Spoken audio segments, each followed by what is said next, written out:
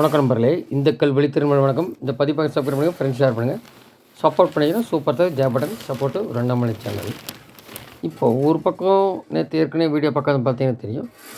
ஒரு பக்கம் 1,00,000 அந்த மாதிரி ஒரு பூத்துலேயும் 200 300 ஓட்டு கம்மியாக இருக்குதுன்னு சொல்லியிருந்தாங்க. அது பிஜேபி அதுக்கு போராட்டம் நடத்த போகிறோம்னு சொல்லிட்டு இருக்காங்க பாஜகவில். ஆனால் இதை பர்சன்டேஜ் 72% சொல்லிவிட்டு கடைசியில் 69% சொன்னாங்க இல்லையா? அதுலேயே ஒரு தெளிவு இல்லை. அப்புறம் கோவை கலெக்டர் சொல்கிறதெல்லாம் நம்ம சொல்லியிருந்தார்ல. அவங்க என்னமோ ஒரு சொல்கிறாங்க இல்லையா? அது எப்படி முகாம் நடத்தினதுக்கும் அதில் இருந்ததுக்கும் எப்படி காணாமல் போச்சு? 40 வருஷமாக இத்தனைக்கும் சொந்த வீடு வச்சுருக்கோங்கன்றது ஒரு பக்கம். ஆனால் என்னென்னா 2019 5.84 கோடி வாக்காளர்கள், 5.6 கோடிக்குள்ளே அதில் 4.20 கோடி வாக்காளர் போட்டாங்க. அன்றைக்கி 71.90 வாக்கு சதவீதம். இன்றைக்கி ஓட்டர்ஸே 6.23 கோடி பேர். அப்போது அதில் கூடத்தான் அவங்க போலாயிருக்கு. ஒரு 4-5 லட்சம் வச்சா போலாயிருக்கு. அப்போ பார்த்தீங்கன்னா இந்த 6.23 4.35 கோடி பேர் வாக்களிச்சிருக்காங்க.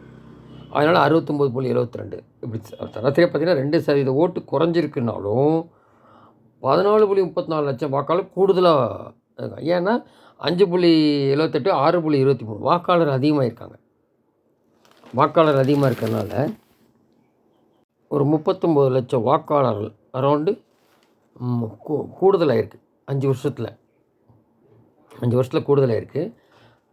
அந்த மாதிரி கூடுதலானதில் ஒரு 15 லட்சத்துக்குள்ளே வாக்குகள் செலுத்தியிருக்காங்க. அப்போ யங்ஸ்டர் போட்டிருக்காங்க எல்லா பக்கமும். பெண்கள் ஜாஸ்தி வந்திருக்கு சில தொகுதிகளில். அப்போ இதெல்லாம் எப்படி மாறும்னு இருக்குது. அதனால தான் இப்போ நீங்களே பார்த்துருப்பீங்க, திமுக எங்கள் ஓட்டு கேட்டு போனாலும் விரட்டி அடித்தாங்க. ஏடிஎம்கே துண்டாகிறது. அப்போது யங்ஸ்டர்ஸ் 14-15 லட்சம் பேர் ரிச்சா போட்டிருக்குது. 18-19 உட்பட முதல் முறை வாக்காளர்கள் ஓட்டு போட்டிருக்காங்க. 10,92,400 பேர் இடம் பெற்றிருந்தாங்க. இவங்கெல்லாம் ஓட்டு அளிச்சிருந்தா ஓட்டு சதவீதம் அதிகரிக்காமல் இருக்கிறதுக்கு வாக்காளர் கவனிப்பு போன்ற காரணங்கள் அனைத்து தொகுதியும் தங்களுக்கு வெற்றி வாய்ப்பு கிடைக்கும் என்று அவங்க ஒரு நம்பிக்கையில் இருக்கான். ஆனால் திமுக அரசு மக்கள் அதிருப்தி இருக்குது. அப்போது ஓட்டுகள் விரட்டினாங்க இல்லையா? புதிய நபர்கள் வாக்காளர் வச்சுருவாங்க. நாம் தமிழர் தனக்கு வந்துருக்கு நினைக்கிறேன். இது எப்படி ஜூன்னால தெரிய போகுது. அதனால ஒரு கணக்கு போட்டுட்ருக்காங்க. இதில் மேஜர் அண்ணாமலை பாத யாத்திரை போனால் ஒரு ஜங்கு இருக்கும். கண்டிப்பாக அது ஒரு இது இருக்கும்.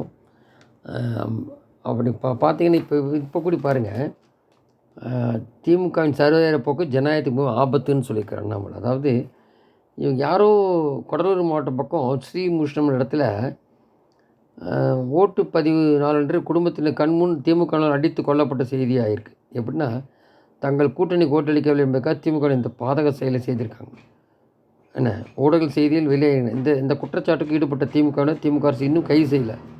அரசியலமைப்பு சட்டம் குடிமக்களுக்கு வழங்கியிருக்கும் அடிப்படை உரிமைகள் ஓட்டளிக்க உரிமையும் கூட தங்கள் விருப்பப்படி தான் நடத்த வேண்டும். திமுக சர்வாதிகார போக்கு ஜனநாயகத்துக்கு ஆபத்து. இந்தியாவை காப்பாற்றப் போவதாக கனவு காணும் கொண்டிருந்த ஸ்டாலின் தன் கட்சிகளிடமிருந்து தமிழ் மக்களை காப்பாற்றும் வேலையை பார்க்க வேண்டும். உடனடியாக இந்த குற்றச்செயலுக்கு ஈடுபட்டவர்களை கைது செய்ய நடவடிக்கை எடுக்கும். இங்கே ஒன்றும் வக்கீல் ஒன்றும் செய்யலை. கோழி ஏறி கூட பிடிக்காதவனுங்க ஸ்டாலின் வான ஏறி வைகுண்டம் போகிறாங்க.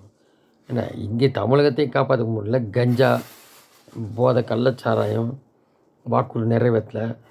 என்ன கடன் ஒரு கேடுகட்ட அரசாங்கம் போயிட்டுருக்கு. இந்த லட்சத்தில் இந்தியா காப்பாற்றப்படும். அதான் நம்மளை சொல்கிறது.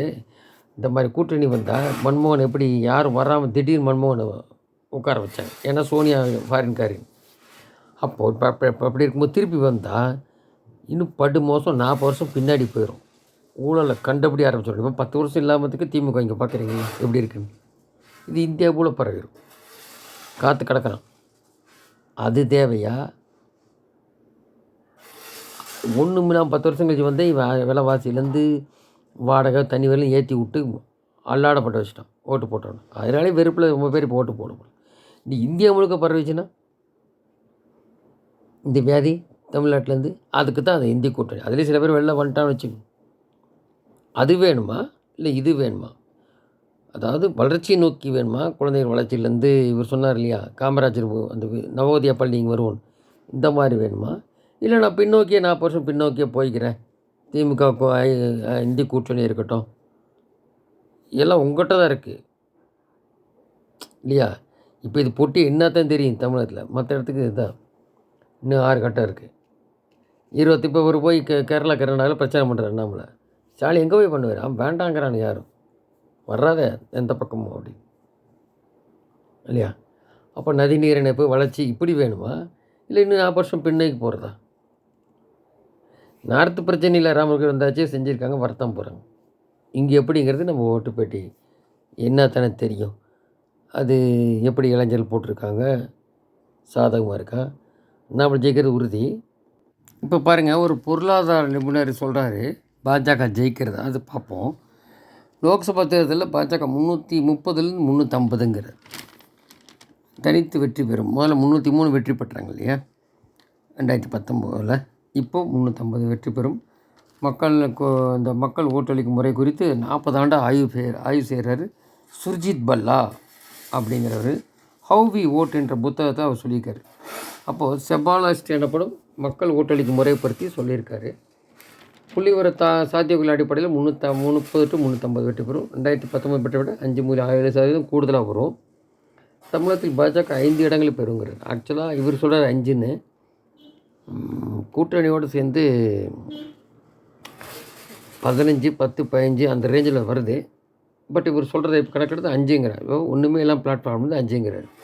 சரி, 5 கைப்பற்றும் ஆச்சரியப்படுவதில்லை. கேரளாவில் ஓப்பனிங் ஆடுறான் 1 to 3, அதுலேயும் இப்போ பிரச்சாரம் பண்ணியிருக்கு. கர்நாடகம் பிரச்சாரம் பண்ணுறாரு, இப்போ அந்த பிரச்சாரம் பண்ணுறாரு அண்ணாமலை.